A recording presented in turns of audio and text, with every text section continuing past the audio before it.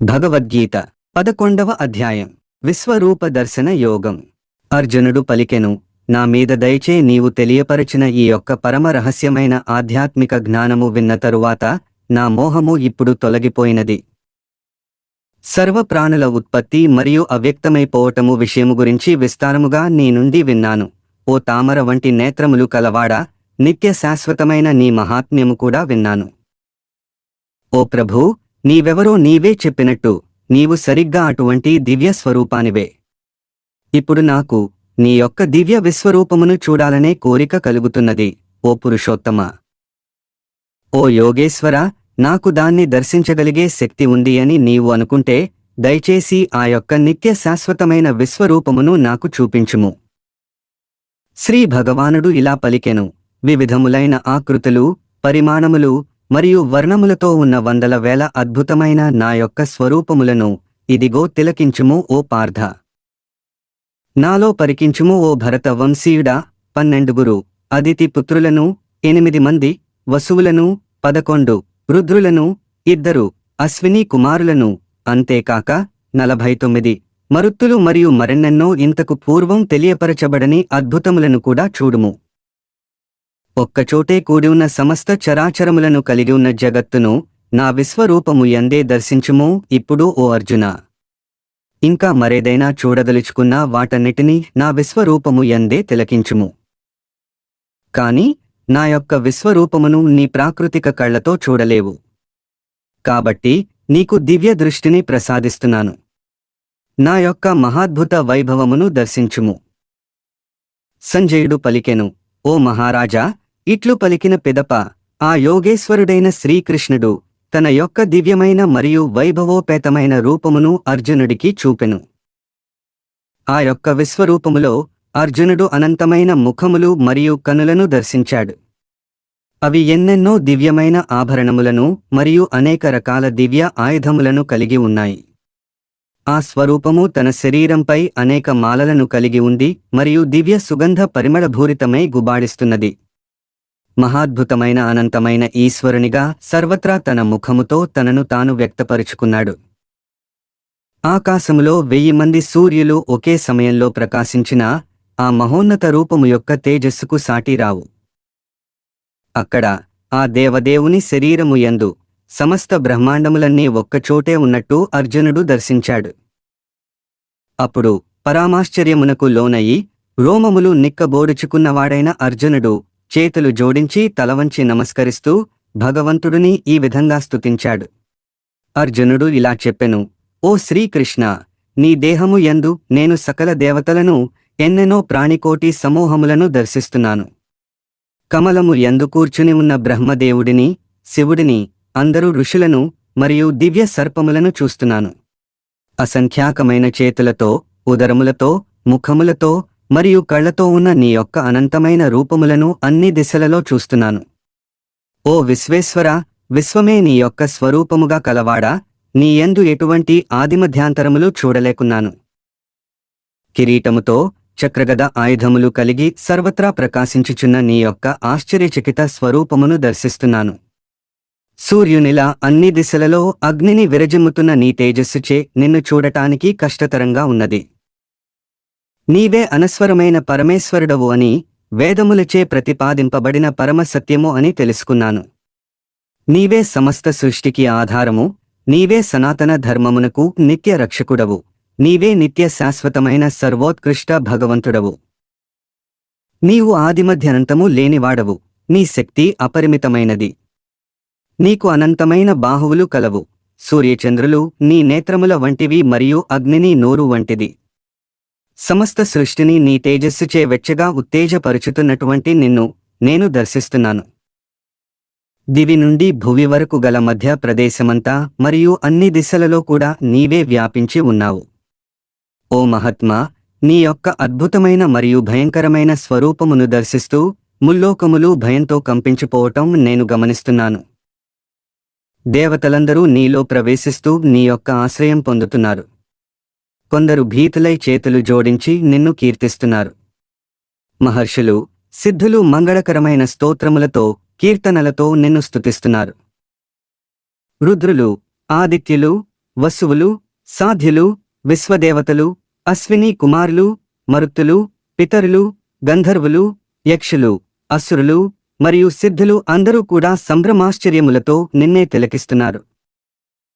ఓ మహాప్రభూ, ఎన్నెన్నో నోర్లు, కళ్ళు, చేతులు, ఊరువులు, కాళ్ళు, ఉదరములు మరియు భయంకరమైన పళ్లతో ఉన్న నీ మహాద్భుతమైన స్వరూపము పట్ల పూజ్యభావంతో సమస్త లోకములు మరియు నేను కూడా భయకంపితమై ఉన్నాము.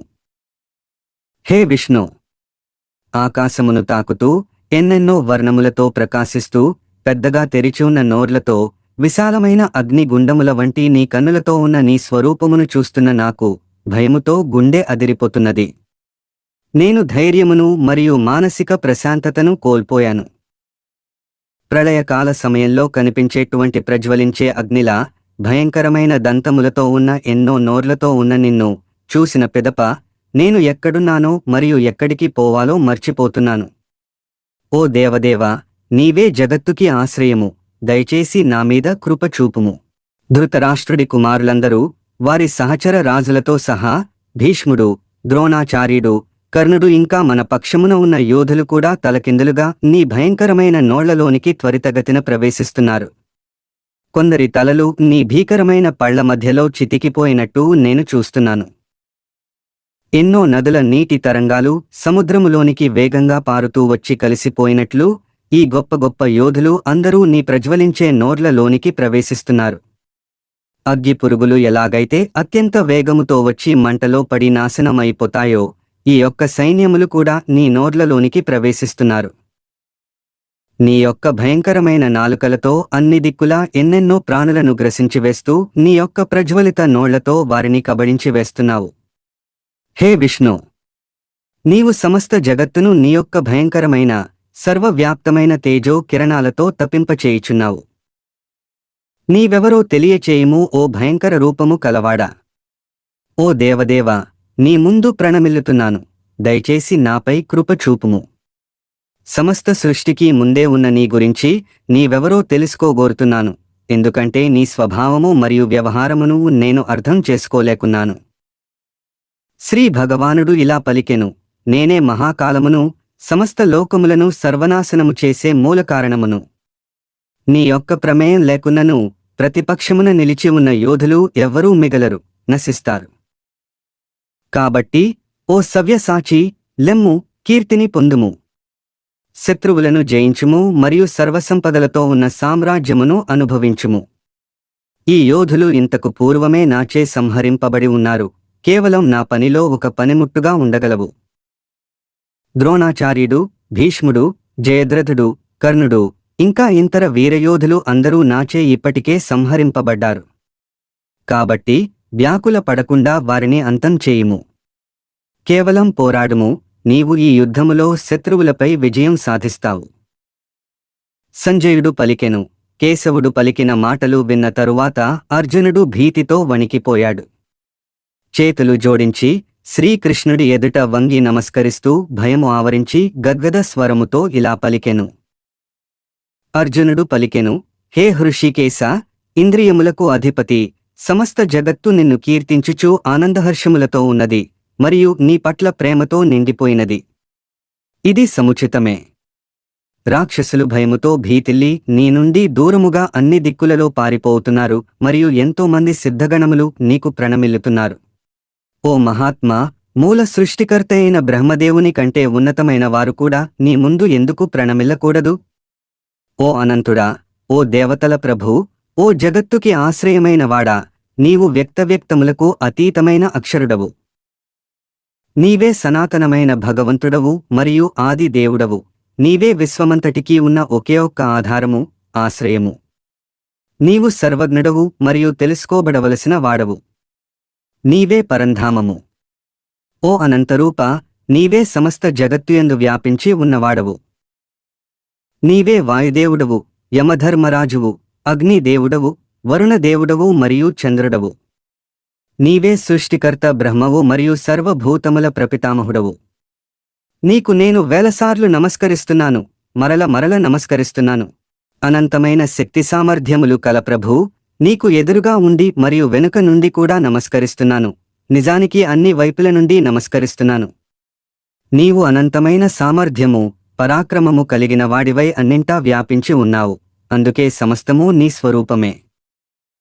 నీవు నా సఖుడవు, మిత్రుడవు అనుకుంటూ అతి చనువుతో నిన్ను ఓ కృష్ణ, ఓ యాదవ, ఓ నా ప్రియమిత్రమా అని పిలిచాను. నీ మహత్వము తెలియక నిర్లక్ష్యముగా అతి చనువుతో ప్రవర్తించాను. ఆడుకుంటున్నప్పుడు కాని, విశ్రాంతి తీసుకుంటున్నప్పుడు కాని, కూర్చున్నప్పుడు కాని, భోజనం చేస్తున్నప్పుడు కాని, ఏకాంతముగా ఉన్నప్పుడు కాని లేదా ఇతరుల సమక్షంలో కాని ఒకవేళ నీ పట్ల హాస్యానికైనా నేను అమర్యాదతో ప్రవర్తించినట్లయితే వాటన్నిటికీ నేను క్షమాపణలను వేడుకుంటున్నాను. నీవే సమస్త విశ్వమునకు, చరాచర ప్రాణులన్నిటికీ తండ్రివి. నీవే సర్వశ్రేష్టమైన ఆరాధ్య యోగ్యుడవు మరియు సర్వోత్కృష్ట ఆధ్యాత్మిక గురుడవు. ఓ అసమానమైన శక్తి కలిగినవాడా, ముల్లోకాలలో నీకు సమానులే లేనప్పుడు నిన్ను మించిన వారు మాత్రం ఎవరుంటారు? అందుకే ఓ ప్రభూ, నీకు ప్రణమిల్లుతూ సాష్టాంగ ప్రణామం అర్పిస్తూ నీ కృప వేడుకుంటున్నాను. ఒక తండ్రి కొడుకుని సహించినట్టుగా, ఒక మిత్రుడు తన మిత్రుడిని క్షమించినట్టుగా మరియు ప్రేమించిన వారిని ప్రేమికులు మన్నించినట్టుగా దయచేసి నా అపరాధములను మన్నింపుము. ఇంతకు మునుపెన్నడూ చూడని నీ యొక్క విశ్వరూపమును చూసిన పిదప నేను పరమానందమును అనుభవిస్తున్నాను.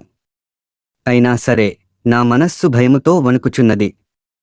దయచేసి నాపై కృప చేయుము మరియు తిరిగి మరల నీ యొక్క ప్రసన్నమైన స్వరూపమును చూపుము.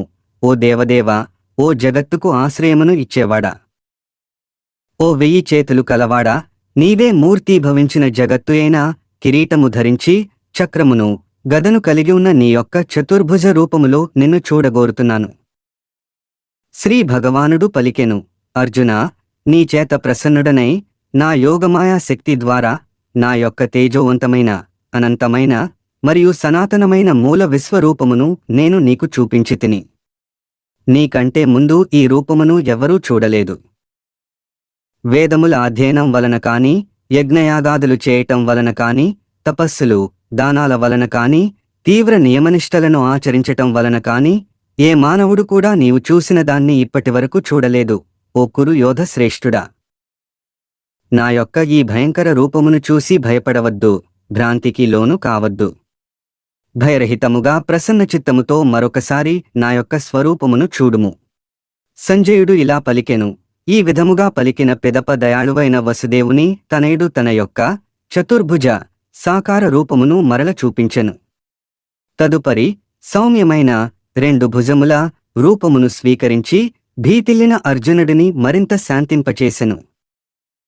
అర్జునుడు ఇలా అన్నాడు, ఓ శ్రీకృష్ణ, నీ యొక్క సౌమ్యమైన 2 చేతుల మనుష్య రూపము చూసి నా ప్రశాంతతను మళ్లీ పొందాను మరియు నా మనస్సు సహజ స్థితికి వచ్చినది.